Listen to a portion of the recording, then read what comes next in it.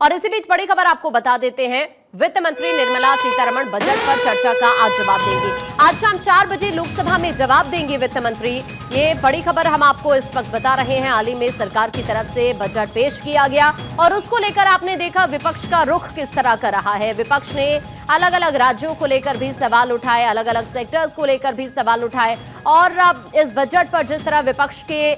सवाल रहे हैं, उन सभी सवालों का जवाब आज वित्त मंत्री की तरफ से चर्चा के दौरान दिया जाएगा। शाम 4 बजे लोकसभा में बजट को लेकर चर्चा होगी और इसी दौरान वित्त मंत्री जवाब देने वाली हैं, क्योंकि विपक्ष ने यही आरोप लगाया कि ये जो बजट है इसका पूरा फोकस, यानी सरकार का जो पूरा फोकस रहा है बिहार और आंध्र को लेकर ही रहा है और इसी को लेकर आज वित्त मंत्री पूरी तरह से तस्वीर क्लियर करेगी और जिस तरह से बजट पर विपक्ष की तरफ से सवाल उठाए जा रहे हैं, उन सभी सवालों का वित्त मंत्री आज जवाब देने जा रही है। चाहे टैक्स प्रणाली को लेकर हो या फिर अलग अलग सेक्टर्स को लेकर, जिस तरह सरकार ने अगले 5 सालों का रोड मैप तय करके इस बजट को पेश किया, उसके बाद ही आपको ये बता दें कि लगातार विपक्ष की तरफ से सवाल उठाए जा रहे थे और इन्हीं सवालों का जवाब वित्त मंत्री की तरफ से आज शाम 4 बजे लोकसभा के अंदर दिया जाएगा।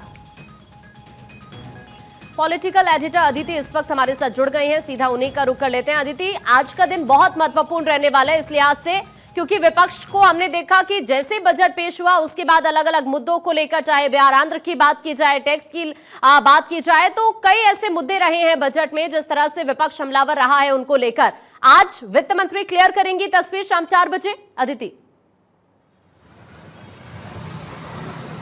देखिए, सबसे पहले तो आज 7वां दिन है बजट सत्र का और आज का दिन इसलिए महत्वपूर्ण है क्योंकि छठे दिन राहुल गांधी ने जब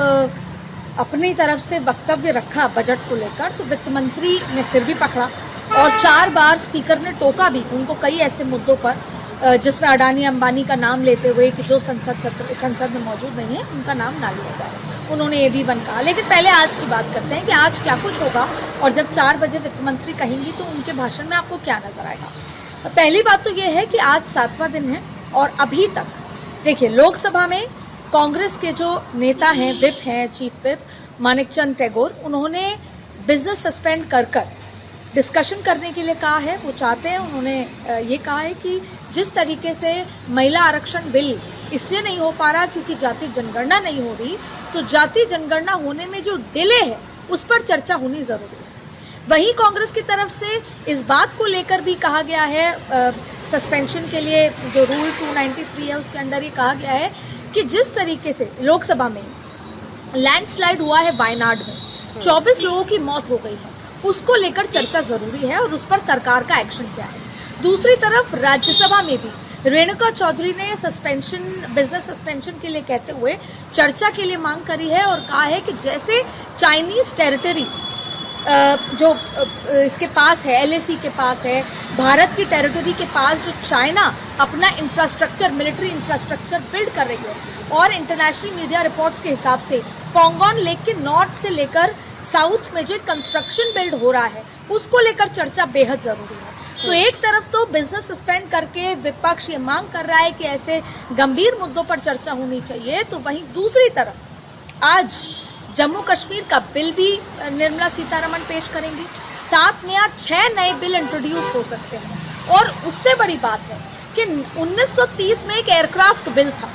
उसको आज बदला जा सकता है, तो ये एयरक्राफ्ट बिल भी इंट्रोड्यूस हो सकता है। तो आज का दिन महत्वपूर्ण है जहां एक तरफ विपक्ष लगातार हंगामा कर रही है क्योंकि कल आपने देखा कि कैसे राजेंद्र नगर का जो इंस्टीट्यूट था UPSC का, उसको लेकर विपक्ष लगातार आक्रामक रहा। आज भी आम आदमी पार्टी उस पर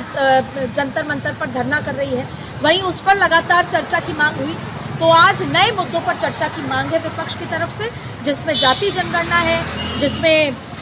illegal construction of Chinese infrastructure है, मिलिट्री इंफ्रास्ट्रक्चर, वहीं वायनाड में जो लैंडस्लाइड हुई है उसको लेकर चर्चा है और वहीं आज निर्मला सीतारमण जम्मू कश्मीर के बिल और उसके साथ साथ सरकार 6 नए बिल पेश कर सकती है, उसमें एक 90 साल पुराना एयरक्राफ्ट बिल भी पेश हो सकता है। यानी ये तमाम वो बिल हैं जिनका अदिति अभी जिक्र कर रही हैं, ये तमाम वो बिल जो आज पेश किए जाएंगे। और एक बार फिर से सबसे बड़ी बात अदिति, कल हमने ये भी देखी कि किस तरह से राहुल गांधी हमलावर नजर आए। 44 मिनट का उनका भाषण रहा और कई बार उन्हें टोकने की कोशिश की गई, लेकिन उनका जो रुख रहा वो काफी आक्रामक रहा है सरकार पर। तो आज भी हम यही माने कि कुछ इसी तरह की तस्वीर सदन से दिखाई देने वाली है, विपक्ष का इसी तरह का रवैया आज भी हो सकता है अन्य मुद्दों को लेकर।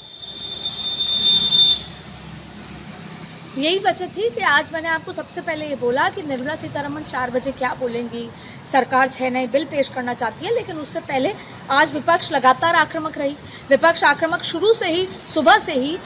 जैसे मानिकचंद टैगोर ने या राज्यसभा में रेणुका चौधरी ने, बहुत ऐसी चीजें जिस पर सरकार को, जिस पर बैकफुट पे लाया जा सकता है। वायनाड में लैंडस्लाइड को लेकर, 24 लोगों की मौत को लेकर, आगे सरकार के एक्शन को लेकर सवाल। दूसरा वहीं के जाति जनगणना को लेकर जिसका जिक्र राहुल गांधी ने कल किया था। उन्होंने कहा था कि हम इसी सदन में जाति जनगणना पास कराएंगे। उन्होंने कहा था कि किसान जिस चक्रव्यूह में है वहीं उन किसानों को चक्रव्यूह से बाहर लेकर आएंगे, उसके लिए एमएसपी का जिक्र किया था। ठीक वैसे ही मानिकचंद टैगोर ने कहा है कि जाति जनगणना में डिले क्यों हो रहा है, इसकी वजह से महिला कोटा जो आरक्षण है महिला को